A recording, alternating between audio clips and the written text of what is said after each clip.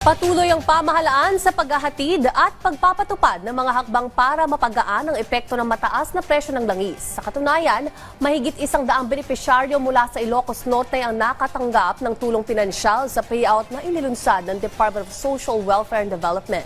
Yan ang ulat ni Jude Pitpitan ng Radyo Pilipinas Lawag.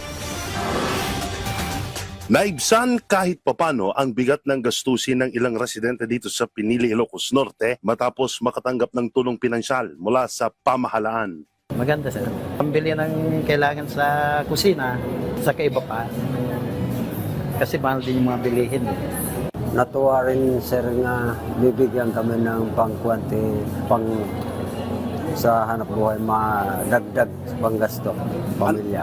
Ang 2,000 piso na natanggap ni na Kuya Mon at Kuya Rowen ay bahagi ng Unified Package for Livelihoods, Industry, Food and Transport o UPLIFT program ni Pangulong Ferdinand R. Marcos Jr. Tugon ito ng pamahalaan dahil sa mataas na presyo ng bilihin dulot ng tensyon sa Middle East. Sa ngayon, umabot na sa mahigit 100 benepisyaryo ang naabutan ng tulong ng Department of Social Welfare and Development o DSWD para sa first batch ng payout. Pagtitiyak ng pamahalaan, magtutuloy-tuloy ang pamamahagi ng tulong sa mga apektadong residente at ilang sektor sa Ilocos Norte upang may masandalan ang ating mga kababayan na direktang apektado ng mataas na presyo ng langis. Mula rito sa Ilocos Norte para sa Integrated State Media, Jude Pitpitan ng Radyo Pilipinas, Radyo Publiko.